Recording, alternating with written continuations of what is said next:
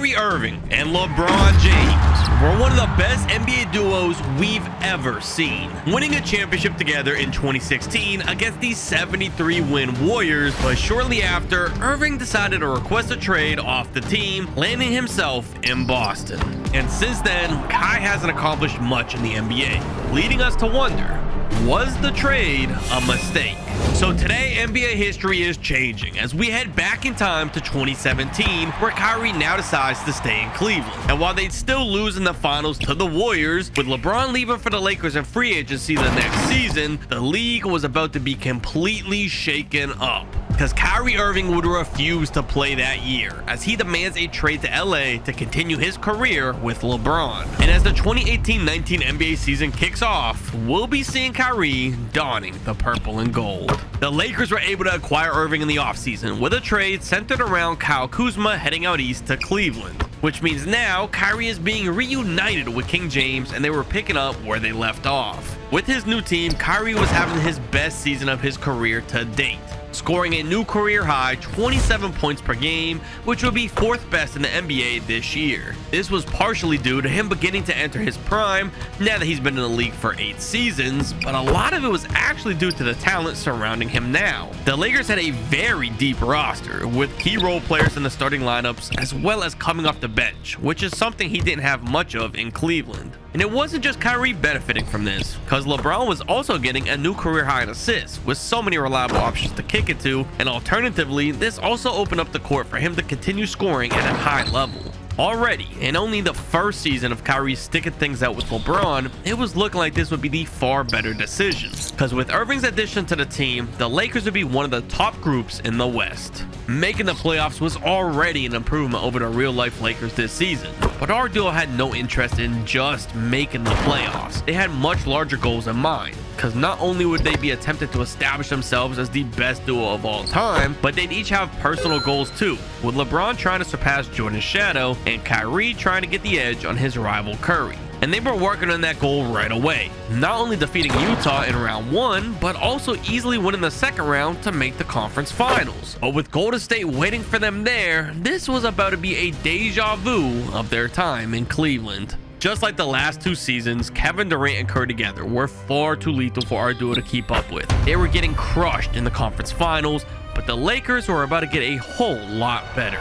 Anthony Davis was joining the Los Angeles Lakers after a blockbuster trade. The Lakers would end up sending several of their young players to New Orleans in the deal, but now they had a legit star to form one of the most impressive big threes we've ever seen in basketball. Just the season prior, by adding Kyrie to the mix with LeBron, they were able to push to the conference finals. Now with Irving continuing to score at a high level and even pushing his assist numbers to a new career high, it'd be no surprise that by adding one of the NBA's best bigs, the Lakers would be positioning themselves for an impressive season. Because along with AD and Kyrie, LeBron was having one of his best years of his career despite being 35 years old, and that would result in an even better record than the year prior, landing 67 wins, but that wasn't all for LeBron. LeBron was able to add another MVP to his trophy case here in this simulation by adding Kyrie, and they win a championship in real life this season. So I think with adding Kyrie, they have a good chance to win here too. Although that was all in jeopardy in this reality. Facing the Nuggets in the first round of the playoffs, Nikola Jokic was on an absolute tear, making a joke of Los Angeles's huge trade acquisition. On the other end of things, AD was making big efforts to match the offensive output of the Joker, but he just wasn't keeping up in this series, which could spell trouble, that is, if LA didn't have 2 other stars. Kyrie was playing his part throughout this series, winning the head-to-head matchup against Jamal Murray, a player who was known for stepping up big in postseason action, which would lead to the Lakers staying afloat in this series after 4. Now with things all knotted up going to game 5, the pressure was falling on LeBron's shoulders. Could he really lose to a 7th seed after forming this big 3? Well, with the haters foaming at the mouth from the thought of King James losing, he'd step headfirst into the face of adversity and show the world why he was being titled as the MVP yet again, taking over the rest of the series starting in game 5. With his team trailing, he'd have a signature moment. Triggers in. James, 2 seconds, 1 second to the win. Oh! LeBron James delivers.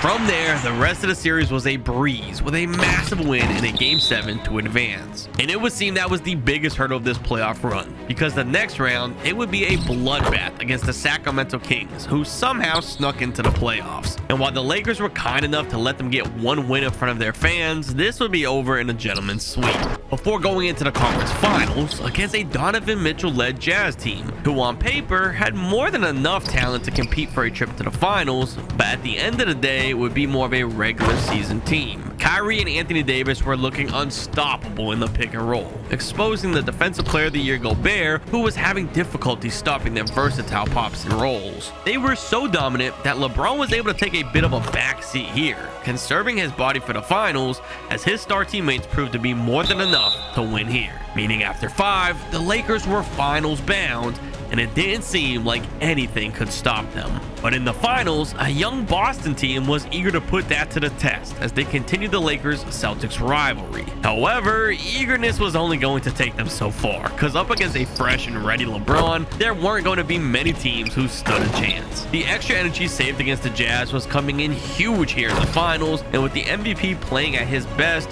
this wouldn't last long. LA was winning this one after 5 games, being crowned champions for the first time since 2010, adding another ring to our stars totals as they inch closer to their goals. But as they celebrated, this was expected after already winning this year in real life, and the next season would be the true test. Heading into the 2021 season, the Lakers unit would look very different, with their new starting center being Andre Drummond as opposed to Dwight or JaVale, and their number 1 option off the bench was now Dennis Schroeder. Other than that, the Lakers bench was dwindled compared to last year's. So now, more so than ever before, the Lakers stars are going to have to put the team on their back if they were going to carry them to the promised land. But the Lakers trio was up for the task. Like we mentioned before, this was the greatest 3-player tandem ever formed, and with this much talent, they wouldn't need much else help to get things done. Both Irving and LeBron were averaging right around 25 points per night, and each star would run the 2-man game with Davis to perfection. Even though many critics doubted the Lakers' ability to repeat after losing depth in the offseason, it would be proving the world wrong come the end of the season.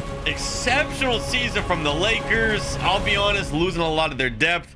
I didn't think they would be that good. I figured they'd make the playoffs, but not the first seed like this. Really dominant year for LA.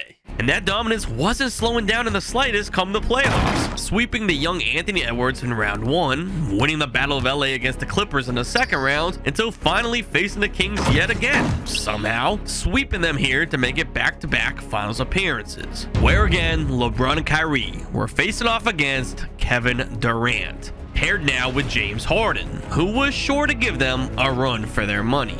James Harden was fresh off MVP runs with the Houston Rockets, and still ringless, was hopeful to win one here with Brooklyn. And Kevin Durant had just as much reason to want to win here, attempting to break out of the shadow of Steph Curry and save his own legacy. But as we've already discussed, our stars were on a mission of their own, both seeking as many rings as possible to establish themselves as the greatest, which meant as this series was fully underway, we'd be seeing an intense clash between the most talented players in basketball, with LeBron and Durant going at each other every trip down, and simultaneously the guard battle between James Harden and Kyrie Irving was just as fierce, eventually leading this series to a stalemate after 4. But there was more to the story. We have yet to talk about the 5th star, Anthony Davis, in these finals. One of Brooklyn's biggest weaknesses was the fact that they lacked a serviceable big man in the paint, and that weakness was even more glaring in the face of one of basketball's best bigs.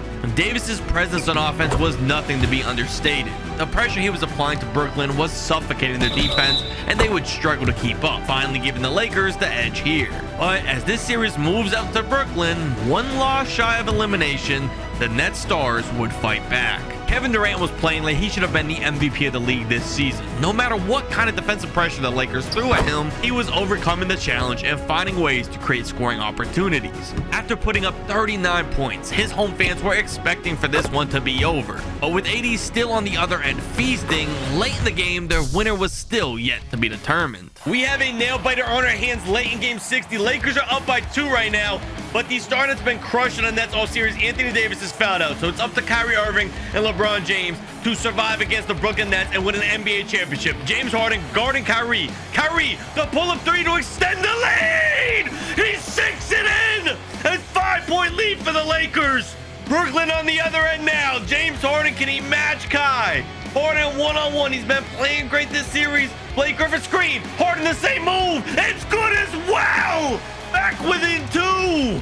These stars are going at each other late in this game. Kyrie again. Is he going to attack James once more? Or is it going to be LeBron James getting involved? It looks like it's Kai. Kai driving in. 1 minute beats. Durant and 1.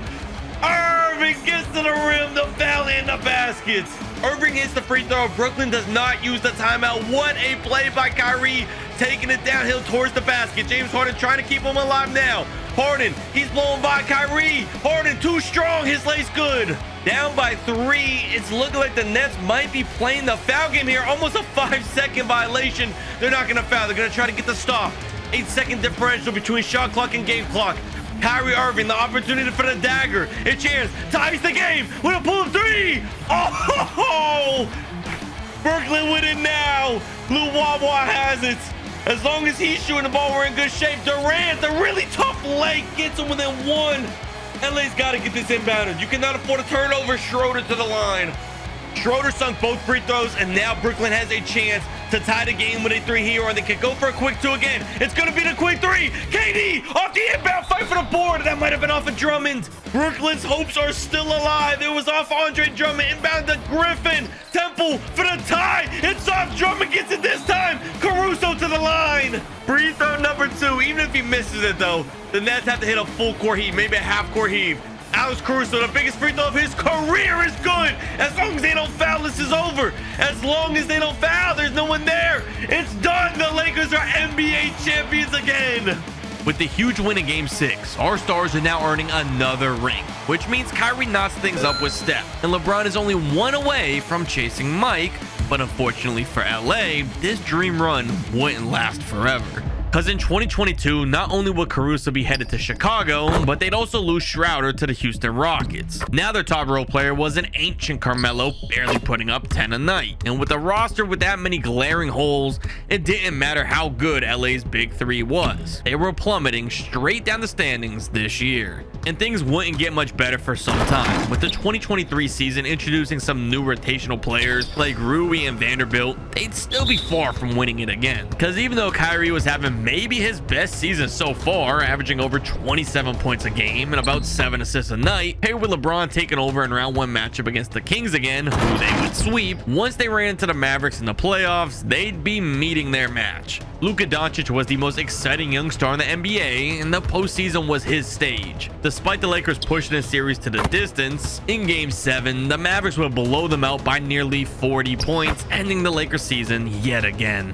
So now, with LeBron turning 39 going into 2024, there was questions on if he could catch the GOAT. But with Austin Reeves coming off of a breakout season, the Lakers had 4 legitimate pieces. And while that would lead to a slight hit in Kyrie's stats, with his points per game dropping slightly due to the looks being more spread out amongst the team, and LeBron also taking a slight hit to his stats, across the board experiencing a dip, it still meant at the end of the day, the team was better, which was becoming obvious once the first round of the playoffs rolled around, and they were making a statement to the rest of the league.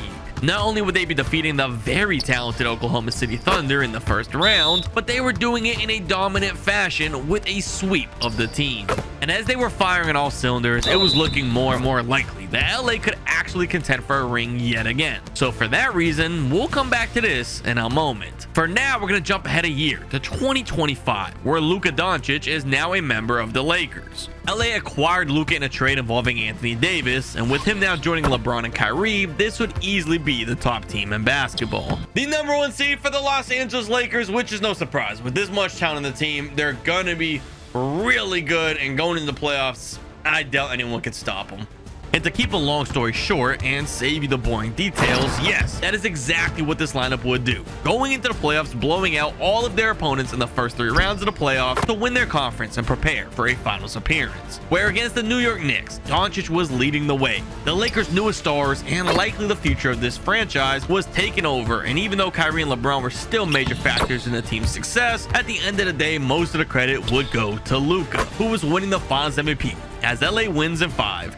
Regardless though, Kyrie and Bron still each had a ring, allowing Kyrie to pass Steph and putting LeBron 1 away from passing MJ. But But as this one ends, it wasn't the last time we were seeing the Knicks. Because back in 2024, the Lakers' run wasn't close to over after the massacre of OKC in round 1. Going into round 2, they'd be outperforming the Timberwolves, who were hopeful for success with Ant's development, but ultimately falling to the Lakers after 6. And then in the conference finals, up against the Mavericks led by Luka, this one wouldn't be as close as you may think. Of course, Dallas made it to the finals in real life this season, but that was with Kyrie on the roster, who was now in the Lakers in this reality. And with that said, LA was winning the conference finals against the Mavs after just 5 games, all to culminate in a final matchup against New York again, but this time with no Cat and only Brunson. Anthony Davis, who was still in the Lakers, was going to be feasting, having a huge game 1 and 2 with nobody in New York slowing him down en route to a commanding 2-0 lead. And back at home for game 3 was picking up where he left off with another big game, and as he leads his team to a close finish, they had a chance to go up an impressive 3-0. A close one late in game 3. The difference between 3-0 and 2-1 is massive. 2-1 is still a really good lead for the Lakers, but 3-0 and this one is all but over. Jalen Brunson driving it in, draws the foul, no basket. Brunson ends up splitting the free throws. Anthony Davis, the half court pass all the way over to Kyrie Irving, who has the ball now. OG on him. They get it down low to Vanderbilt, who has the mismatch. AD the backdoor. They miss it, but they find Dinwiddie in the corner for 3. It rattles in to give the Lakers a 5-point lead with just shy of 90 seconds remaining in this game 3 of the NBA Finals. Jalen Brunson now, this is a huge possession for him to try to get his team back into this. Jalen Brunson driving in again, way too strong, but he smokes the layup. The layup is off. What a collapse from Brunson. LeBron driving in on OG. LeBron's lay is good. A 7-point lead. This one, it might be all but over already. Jalen Brunson with a nap. If you don't score here, this could be over. Randall for 3. He gets it in, gets them back within 4. They're still alive. The Knicks still have hope. You got to stop here, and your finals hopes are still alive here in game 3. LeBron James, OG on him again. LeBron is going to be a tough matchup for OG. He goes for the steal, gets a reach. Honestly, I never see the AI go for on-ball steals, and it looks pretty clean there from OG. I feel like he could have had it. Dinwiddie now hit one big shot. He's getting doubled. They leave him out. Vanderbilt, he pulls. That's not a good look. It's not a good look. The Knicks have it. You have to go quick, though, if you're New York. OG pushing the pace. Randall, can he do it again? Randall finds Brunson, but Dinwiddie finds the pass. And LeBron is telling him if he misses these free throws, he's getting traded. This was hilarious as they're about to get ready for the free throws. Free throw number 2 with all of LA cheering him on here. A huge free throw. He gets it in. The Knicks timeout. As crazy as it may seem, there is still enough time for the Knicks to pull this one out. A quick 3 here, maybe an inbound steal, play the free throw game, a couple of misses, you have a chance. Jalen Brunson, he's driving it in. I think you needed the 3. He gets the 2 to 4-point game. They were not able to get the inbound steal, ended up intentionally fouling LeBron. He's on the free throw line, hit the first one. The second free throw put him back up by 6. It's off. It's a 5-point game now. 24 seconds. They still have a shot here. Jalen Brunson driving in again, forcing his way with a lay. With Kyrie on the line, I don't expect him to miss one. They're in pretty much the exact same position, but they wasted 8 seconds off of the clock. I feel like they should have went for a 3 instead of that 2. Brunson again. Is he going to go for yet another 2? Randall to Anobi. Anobi, not a good look. It's off. That was going to do with the Lakers. Weak like the steal. Brunson for the... Oh, my goodness. The Lakers win game 3. After outlasting New York in the final minutes, it was becoming more and more obvious how much the Lakers were outclassing them here in the finals. And in game 4, they would be landing the final blow, sweeping the Knicks on their way to another championship, which means LeBron has done it. Ring number 7, and he is passing MJ and establishing himself and Kyrie as possibly the greatest duo